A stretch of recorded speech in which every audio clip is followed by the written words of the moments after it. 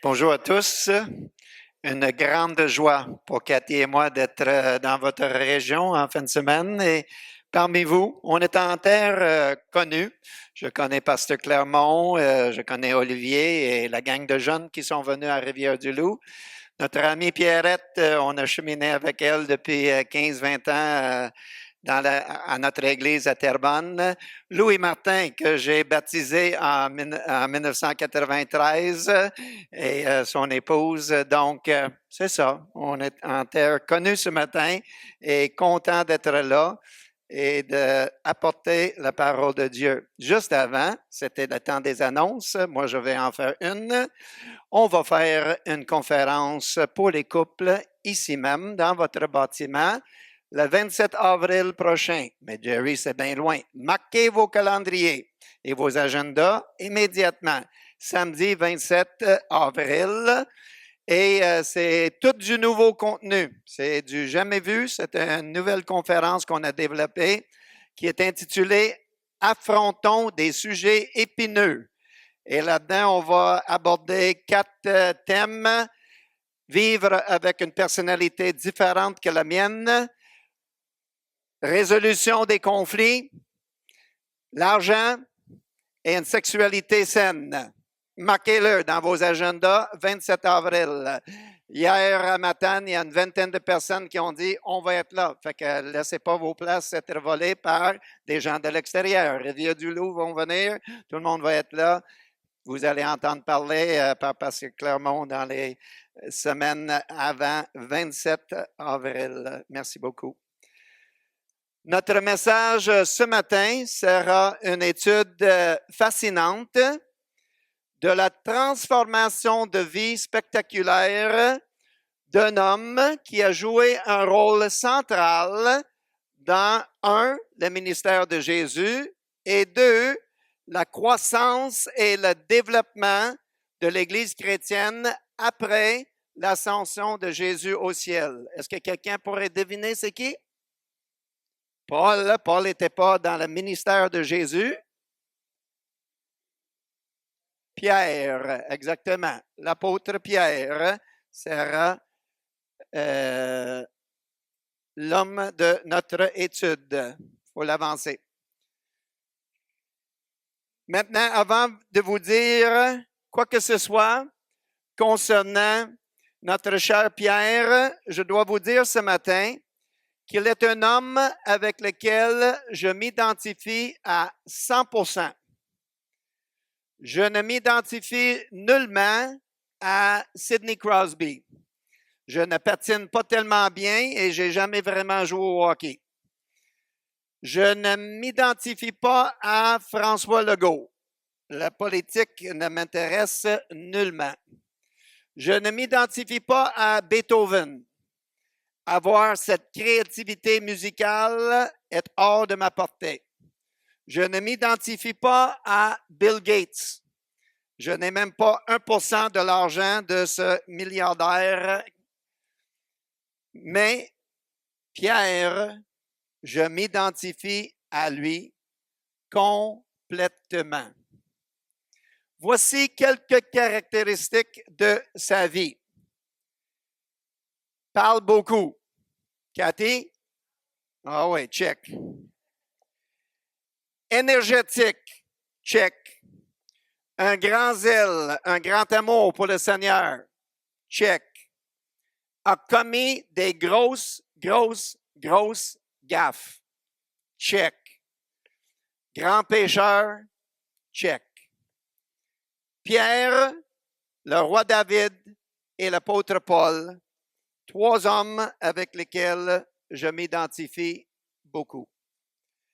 Maintenant, je dois souligner un autre point fascinant concernant notre cher Pierre pour que vous puissiez mieux apprécier sa transformation de vie. La parole de Dieu nous dit dans Matthieu chapitre 16, dans un texte qu'on va lire ensemble tantôt, que Jésus a changé son nom. Imaginez donc. Matthieu chapitre 16, verset 17, en s'adressant à Simon, je dis bien, en s'adressant à Simon, Jésus a dit, « Et moi je te dis que tu es Pierre. » Pardon? Cet homme est venu au monde avec le nom de Simon. Ses parents lui ont donné le nom de Simon. Quand il était en train de pêcher sur le lac de Galilée avec son frère André, André lui disait, « Hey, Simon, pogne donc ton bout. » OK? Simon. Mais aujourd'hui, 2000 ans plus tard, nous le connaissons tous sous le nom de Pierre. Dans les évangiles, quand nous le rencontrons pour la première fois, il s'appelle Simon. Après que Jésus a changé son nom, dans les événements à la fin du ministère de Jésus, comme le dernier repas ou la crucifixion, il s'appelle Simon-Pierre. Et ensuite, dans le livre des Actes des Apôtres, simplement Pierre. Wow! Quel indice super important d'une transformation de vie qui s'en vient. Imaginez si Jésus rentrait ici ce matin, puis il dit à Olivier, « Cher Olivier, je vais t'appeler Gaston. » Et 5 ans plus tard, quelqu'un vient ici puis dit, « Est-ce que je pourrais parler à Olivier? » Tout le monde dit, « Olivier? C'est qui ça, Olivier? »« Oh, tu veux dire Gaston? » Mais c'est ça. C'est ça ce qui est arrivé dans la vie de notre ami Simon, devenu Pierre. Mais le nouveau nom que Jésus a choisi pour Simon n'était pas aléatoire, trouvé dans le fond d'une boîte de cornflakes en quelque part. Gaston, non. Ce geste important était très significatif, une étape préliminaire dans sa transformation de vie. Dans la langue araméenne, la langue que Jésus parlait pendant qu'il marchait sur terre, et dans la langue grecque, le nom Pierre veut dire roc, solide, stable, fort. Par ce geste, Jésus n'est pas en train de dire « Hey, tes parents n'ont pas fait un bon job dans leur choix de nom. » Plutôt, il est en train de dire « Voilà l'homme que tu vas devenir. Un roc solide, stable et fort à travers la transformation que je vais opérer dans ta vie. » Alors, avec cette introduction et cette contextualisation ancrée dans nos cerveaux, examinons ensemble 4 aspects de cette transformation magnifique de la vie de Simon-Pierre avant et après l'arrivée du Saint-Esprit lors du jour de la Pentecôte. Ça vous va? Donc, tout d'abord, lorsque nous lisons les récits des 4 évangiles qui décrivent tous les événements entourant le ministère de Jésus avant la Pentecôte, ça nous saute aux yeux que Simon était un homme extrêmement impulsif et instable. Définitivement. On va tourner dans nos Bibles et lire un texte dans Matthieu chapitre 16. En passant, j'ai dit on va tourner dans nos Bibles. Moi, je suis de la bonne vieille école où on amène notre Bible avec nous à l'église et on lit dedans. Oui. Aujourd'hui, avec les PowerPoint et tout le reste, là, le monde arrive à l'église, même pas de Bible. Je capote, excusez-moi. Matthieu chapitre 16, verset 13. Ça dit, Jésus arriva dans le territoire de Césarée de Philippe. Il demanda à ses disciples, « Qui suis-je d'après les hommes, moi, le Fils de l'homme? » Ils répondirent, « Mais les uns disent que tu es Jean-Baptiste, les autres disent que tu es Élie, et d'autres encore Jérémie ou l'un des prophètes. Et d'après vous, leur dit-il, qui suis-je? » Simon-Pierre répondit, « Tu es le Messie, le Fils du Dieu vivant. » Jésus reprit la parole et lui dit, « Tu es heureux, Simon, fils de Jonas, car ce n'est pas une pensée humaine qui t'a révélé cela, mais c'est mon Père céleste. » Wow! Quelle bonne réponse que Simon a eue à la question de Jésus. Qui suis-je? Tu es le Christ, le Messie, le Fils du Dieu vivant. Super bonne réponse. Pierre, viens en avant de la classe.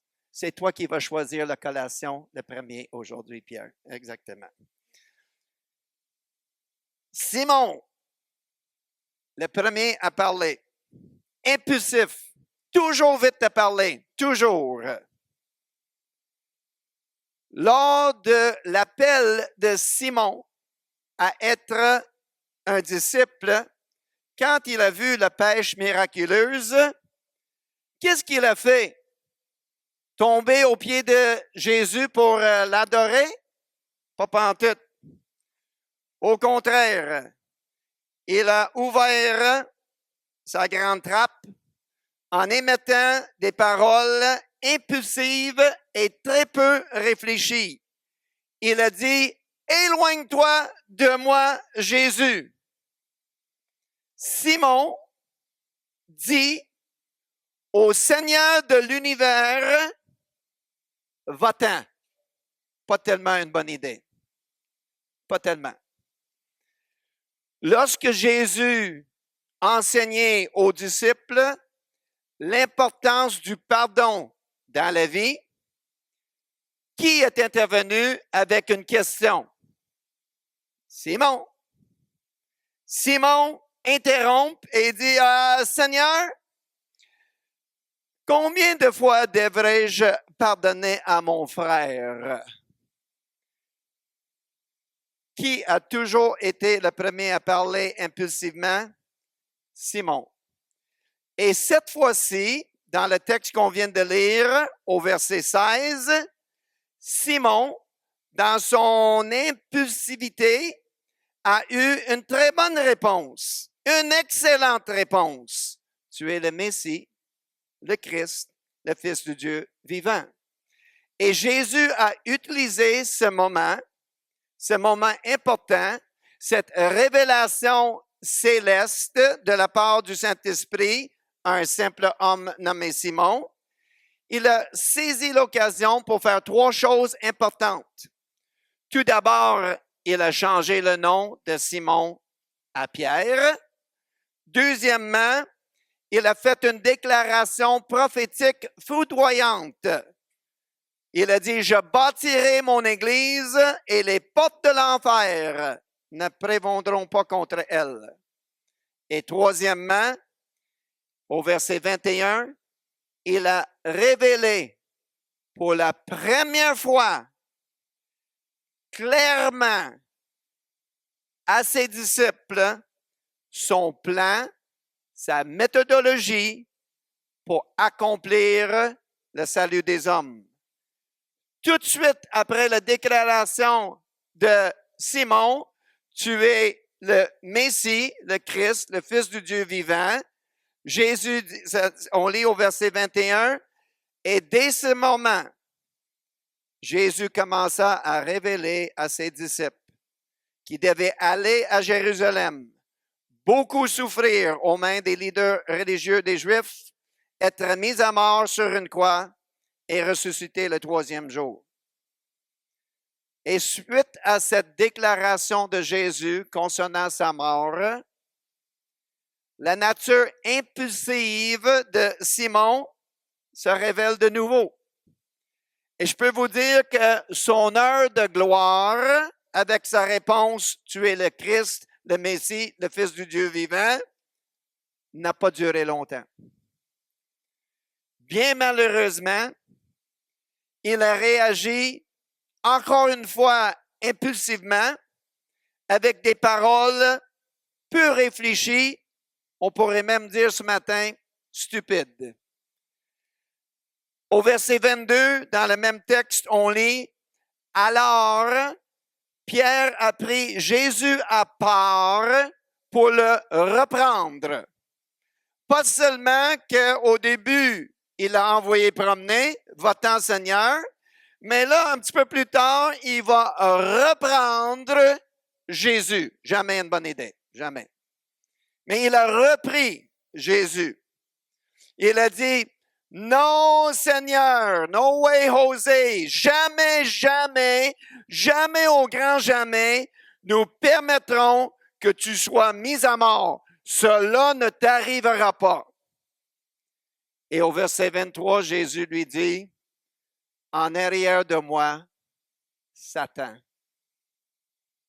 tu es une occasion de chute pour moi, car tes pensées ne sont pas celles de Dieu, mais des pensées charnelles. » Oh là là! Comme diraient les jeunes il y a quelque temps, cassé. Wow! Pif, paf, boum! Jésus a fait allusion tantôt à un changement de nom de Simon à Pierre, mais ici, une deuxième fois, il change son nom de Simon à l'agent de Satan. En anglais, on appelle ça going from the penthouse to the outhouse. Going from the head of the class to the back of the class. Ouch. Impulsif. Tout le temps. Et ça a causé des problèmes dans la vie de Pierre.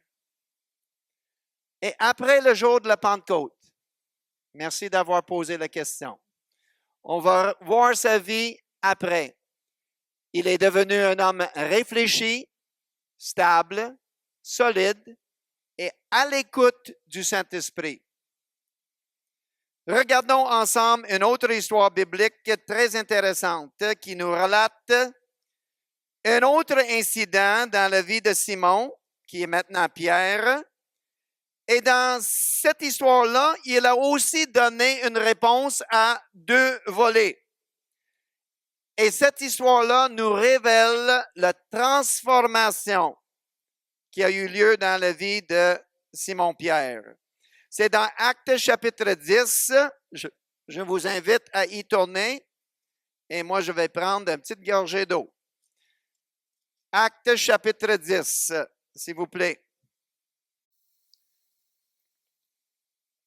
Ce texte est extrêmement long à lire, 48 versets en tout. On ne lira pas tout ça. Alors, je vous donne le contexte.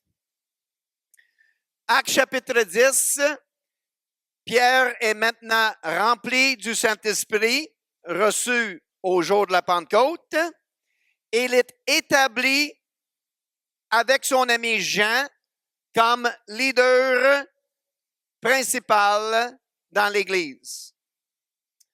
Dans la ville de Césarée, il se trouve un officier dans l'armée romaine du nom de Corneille. La parole de Dieu nous dit que Corneille était un homme généreux, pieux, qui craignait Dieu, sans toutefois être né de nouveau. Il était un homme non-juif, un païen, un gentile, un gentil. Donc, il était gentil dans les deux sens de mots. Il était gentil, non-juif, puis il était gentil, il était généreux. Corneille reçoit la visite d'un ange qui lui dit d'envoyer ses serviteurs à Jaffa pour faire venir chez lui un certain homme qu'il ne connaît pas du tout, qui se nomme Simon-Pierre.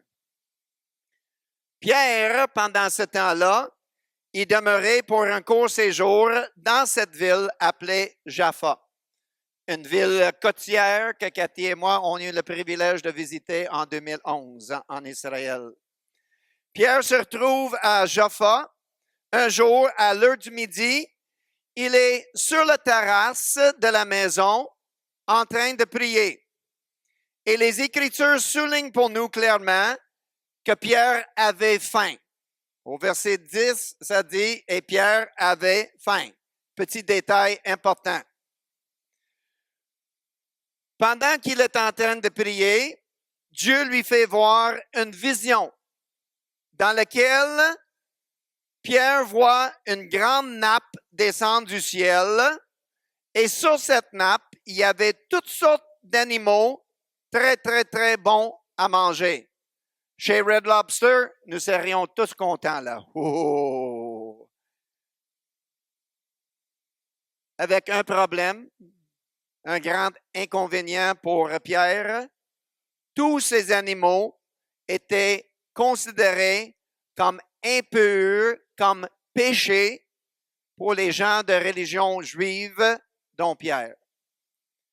Là, on va débuter notre lecture au chapitre 10, verset 13.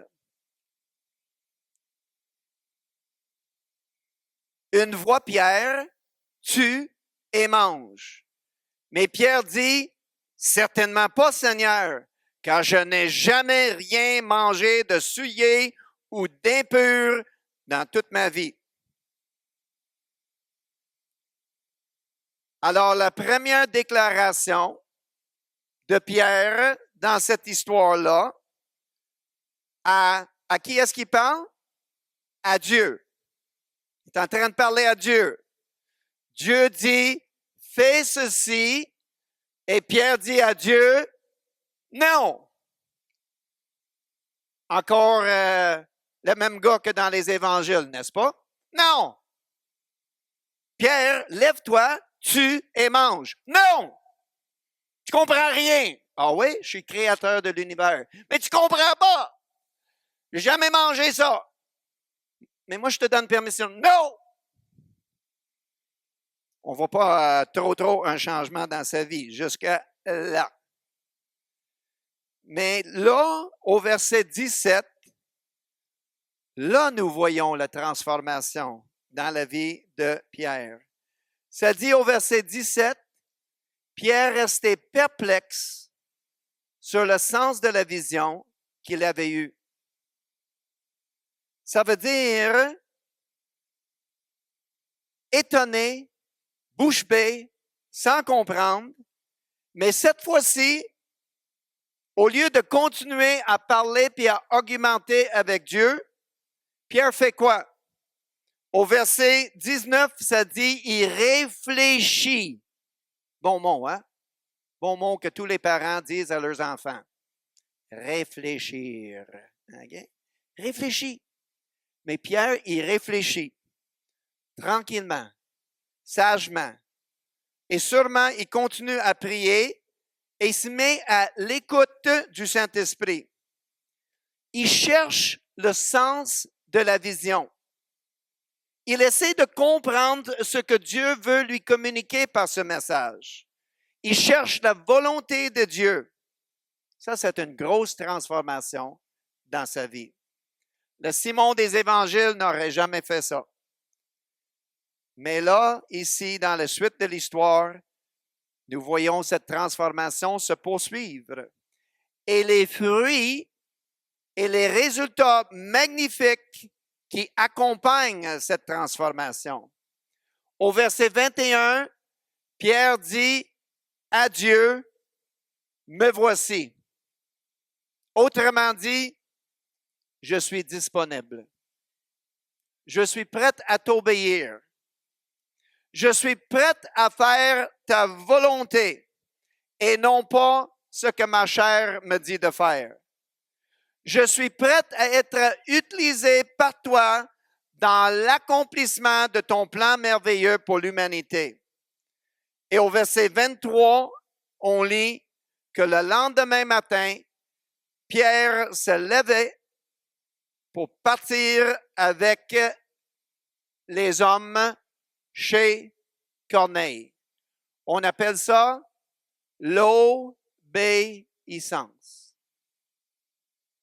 Il a réfléchi, il a écouté le Saint-Esprit et il a obéi. Et cette obéissance avait des résultats absolument magnifiques. Quels étaient les résultats de son obéissance? Corneille et toute sa famille et tous ses serviteurs et tous ses voisins et tous ses amis, tous ceux qui gravitaient autour de la maison, beaucoup de monde, un grand groupe de personnes non juifs entendent l'Évangile, le plan du salut, la bonne nouvelle. Ils acceptent Jésus comme Sauveur et Seigneur dans leur vie. Ils reçoivent le Saint-Esprit qui descend sur eux et ils se font baptiser en démonstration de leur vie et de leur désir de suivre Jésus. Et ce jour-là, cette obéissance de Pierre, ce geste réfléchi, ce jour-là, frères et sœurs, cet événement-là, le résultat d'une obéissance de Pierre fut le début de l'expansion de l'Église de Jésus-Christ dans le monde. Jusqu'à ce jour-là, le mouvement chrétien était centré sur simplement le peuple juif autour de Jérusalem. Et là, l'expansion et la croissance commencent. Et l'Évangile s'en va vers tous les païens, vers toutes les nations, vers tous les peuples. Et cette expansion a continué pendant 2000 ans, dans les 4 coins du monde, jusqu'à une petite ville qui se nomme Montjoly, au Québec, au Canada. Jusqu'à vous et moi, nous sommes des enfants de Dieu ce matin à cause de cette obéissance de Pierre.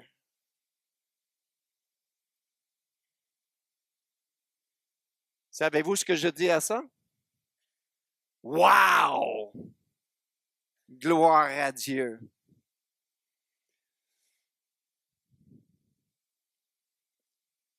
Deuxième aspect de sa transformation. Il va falloir que j'accélère. Avant le jour de la Pentecôte, Pierre était un homme orgueilleux et arrogant. Est-ce que vous êtes d'accord avec moi? Je pourrais vous montrer plusieurs textes dans les évangiles ce matin qui démontrent son orgueil et son arrogance extrême, mais un seul suffit, surtout faute de temps. Matthieu chapitre 26, on retourne dans Matthieu, s'il vous plaît. Matthieu chapitre 26, le verset 31. Matthieu 26, 31. Quand vous regardez le mot orgueilleux dans le dictionnaire, cet extrait-là est là. Alors Jésus leur dit, vous trébucherez tous cette nuit à cause de moi. Car il est écrit, je frapperai le berger et les brebis du troupeau seront dispersées. Mais après ma résurrection, je vous précéderai en Galilée.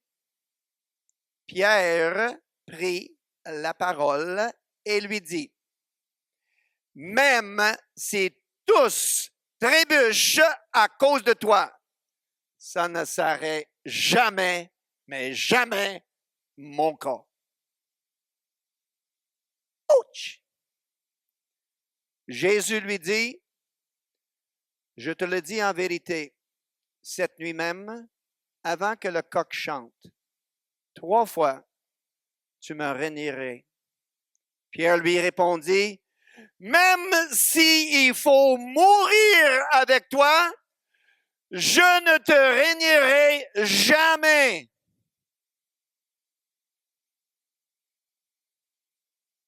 Orgueil. Orgueil. Très arrogant. Pourquoi c'est pas marqué que Thomas a dit « Je te régnerai pas » ? Pourquoi c'est pas marqué que Matthieu, Pierre, « Non, Seigneur, non, non, moi je suis prêt à mourir avec toi. » Nous connaissons la suite de l'histoire. Quelques heures plus tard,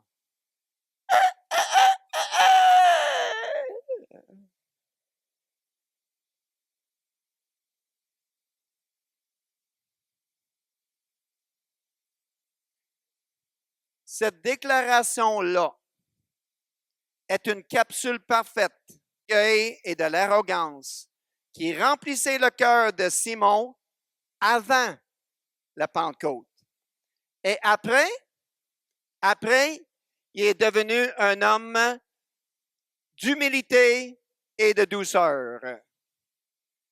Dans Actes chapitre 10, dans la même histoire de tantôt, quand tout cela s'est passé, les serviteurs étaient en admiration et ils se sont prosternés devant Pierre. Et Pierre leur a dit, « Lève-toi, levez-vous, car moi aussi, je ne suis qu'un simple homme. » Ça, c'est un grand geste et une grande déclaration d'humilité. Après avoir reçu le Saint-Esprit, Pierre, établi comme pasteur de l'Église, est devenu un homme extrêmement doux et humble, un homme transformé. Chaque fois qu'il prenait sa plume pour écrire aux chrétiens, pour les encourager dans leur marche avec Dieu, ce pasteur berger, devenu un homme doux de cœur, a souligné dans tous ses écrits l'importance de l'humilité. Toujours. Dans 1 Pierre, chapitre 5, il dit, « Humiliez-vous devant la main puissante de Dieu, pour qu'au bon moment, il vous élève. » Il a vraiment été transformé, cet homme-là.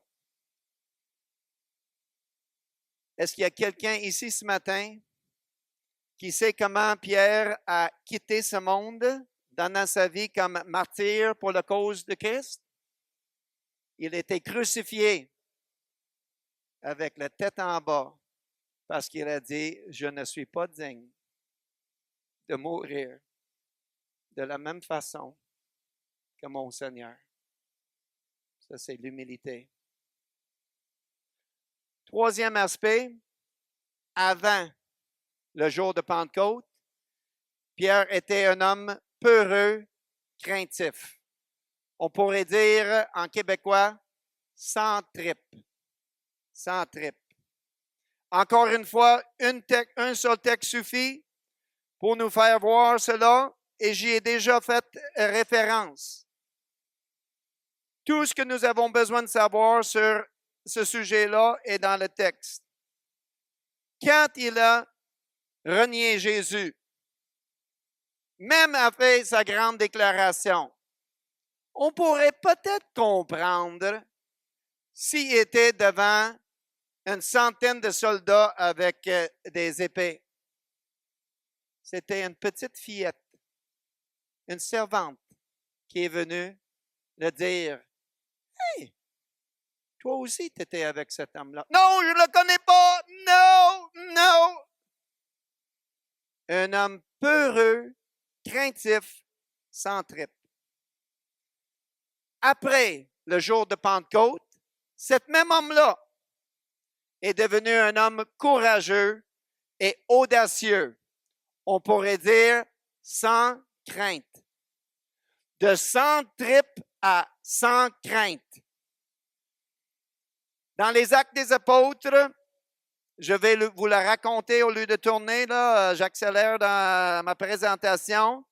Pierre et son compatriote Jean prêchent l'Évangile, ils guérissent des foules à tous les jours. Beaucoup de gens se convertissent à Jésus. Les leaders religieux juifs sont très mécontents. Vous avez bouleversé notre ville. Ils l'appellent devant eux, puis ils disent, on vous ordonne d'arrêter de prêcher ce nom-là. Sinon, on va être obligé de vous fouetter et de vous battre. Enlève sa chemise, présente son dos et dit, jugez-vous si c'est mieux d'obéir à des hommes ou à Dieu. Tant qu'à nous, on ne peut pas arrêter de parler de ce que nous avons vu et entendu. Si vous voulez me fouetter, allez-y. Non, je ne connais pas cet homme. Non, non. Allez, je suis prête à souffrir pour la cause de mon Seigneur. Il était transformé d'un homme peureux et craintif à un homme courageux et audacieux. Quatrième et dernier aspect, avant le jour de Pentecôte, avant d'avoir la puissance du Saint-Esprit dans sa vie, il était un homme qui était guidé et dirigé et contrôlé par ses émotions. Tout le temps. Jean chapitre 18, prenez en note, je vais vous l'expliquer. Jean 18, 4 à 11. Les soldats viennent pour arrêter Jésus. Jésus avait annoncé il y a des années que le Fils de l'homme va aller à Jérusalem, il va être mis à mort et il va ressusciter. Il avait annoncé. Les soldats viennent pour l'arrêter et Pierre, il a une idée brillante. Prendre une épée, fouop! Est-ce qu'il pensait qu'il allait battre toute la cohorte romaine avec un couteau? Mais il était impulsif et guidé par ses émotions. Guidé par ses émotions régulièrement. Un deuxième exemple de ça, guidé par les émotions, quand Jésus est venu pour laver des pieds des disciples, Pierre a dit, non, pas moi, non, non, non, non, non, non, non, non, non, c'est pas toi qui vas me laver des pieds. Mais Pierre, si je ne le fais pas, tu peux avoir aucune part dans ma cause. Oh, ben dans tout ce cas-là, une douche au complet, Seigneur, lave-moi complètement. Hein? Guidé par les émotions en tout temps. Et après le jour de Pentecôte, il est devenu un homme guidé, contrôlé par son amour profond pour Jésus. Après la résurrection, quand le Seigneur a demandé 3 fois à Simon-Pierre sur le bord du lac de Galilée, « Simon, m'aimes-tu? » Comment est-ce qu'il a répondu? « Seigneur, tu sais que je t'aime. » Et il était sincère. Quelques semaines plus tard, dans la chambre haute, le jour de la Pentecôte, le Saint-Esprit est descendu.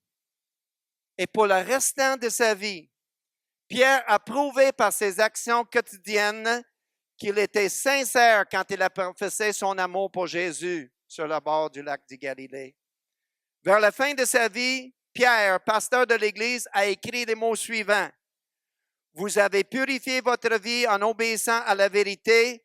Maintenant, aimez-vous ardemment les uns les autres comme vous aimez le Seigneur. » L'amour, guidé par l'amour de Jésus.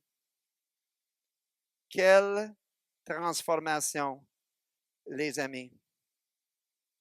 Cathy, un résumé avant le Pentecôte et après le Pentecôte, avant d'avoir reçu le Saint-Esprit et après avoir reçu le Saint-Esprit, d'un homme impulsif à un homme réfléchi, d'un homme orgueilleux à un homme humble, d'un homme peu heureux à un homme courageux, d'un homme contrôlé par ses émotions à un homme contrôlé par son amour pour Jésus.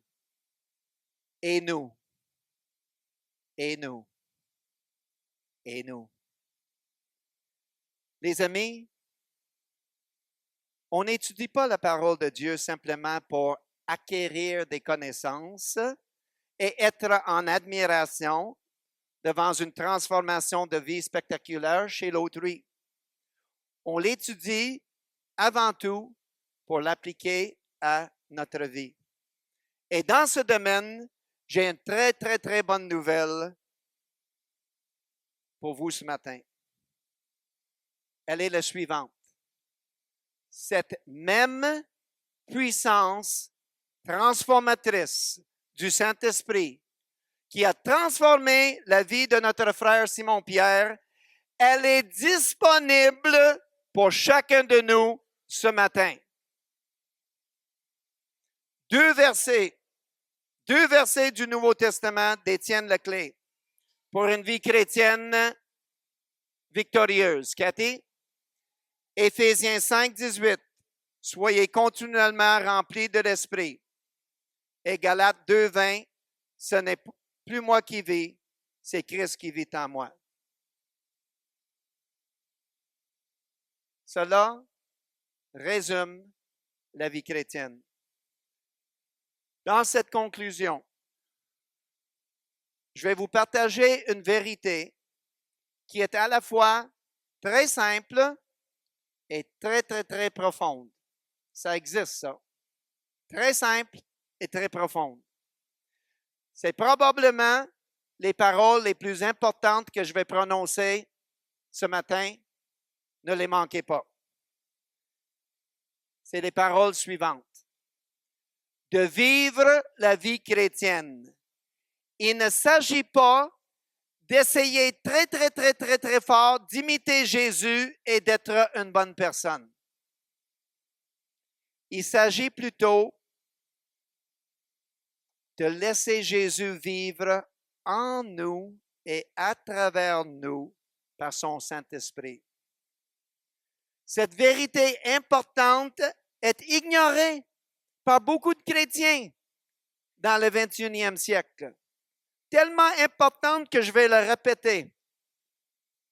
De vivre la vie chrétienne, il ne s'agit pas d'essayer très, très, très, très fort d'imiter Jésus et être une bonne personne, mais plutôt de laisser Jésus vivre en nous et à travers nous par son Saint-Esprit. Je vous explique très, très, très, très rapidement mon cheminement de vie. Et je vous promets que ça va être rapide. Jeune, 8 ans, 10 ans, 12 ans, 14 ans, 16 ans, je cheminais dans l'Église catholique, très impliqué. Enfant de cœur, servir la messe en latin, tout à quête. Aller à la messe 6 jours par semaine. 6 jours par semaine. Je croyais en Dieu, sans toutefois être né de nouveau, exactement comme Corneille.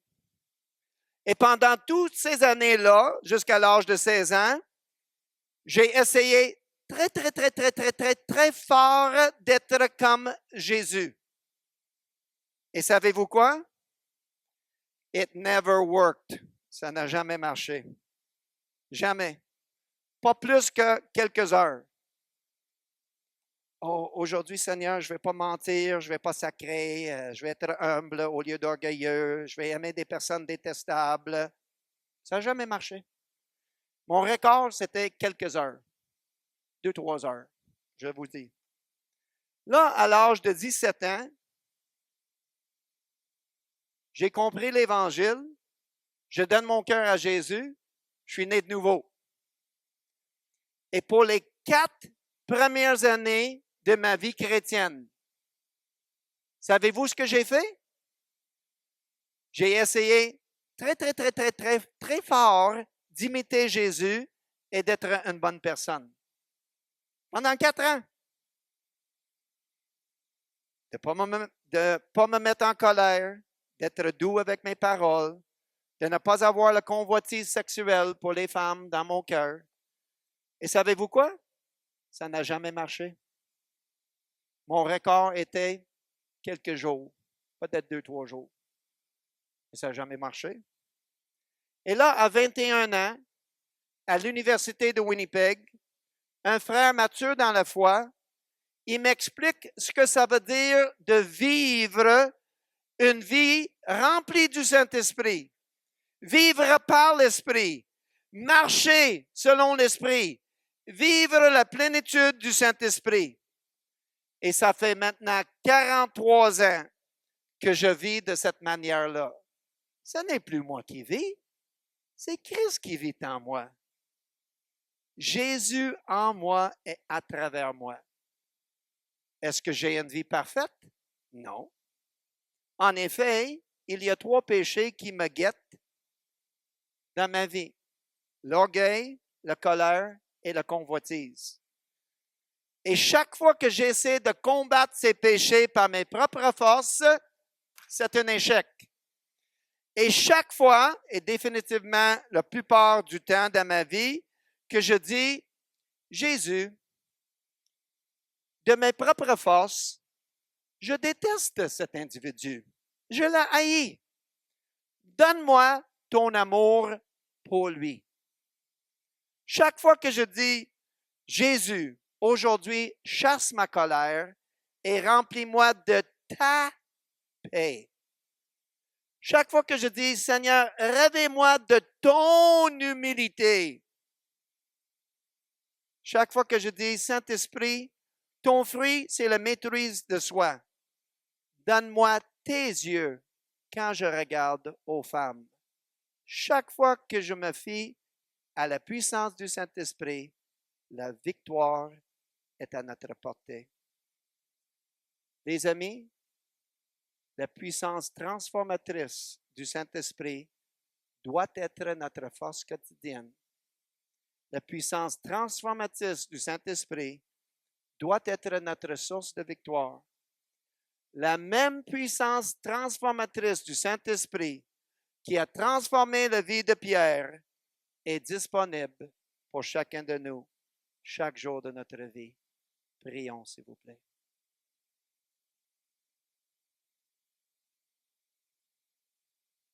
Seigneur, merci pour ta parole qui est merveilleuse et qui est complète et qui est parfaite. On l'a examinée ce matin et on a vu avec nos propres yeux cette transformation que tu as opérée dans la vie de notre frère Simon-Pierre. Seigneur, on veut vivre la même chose.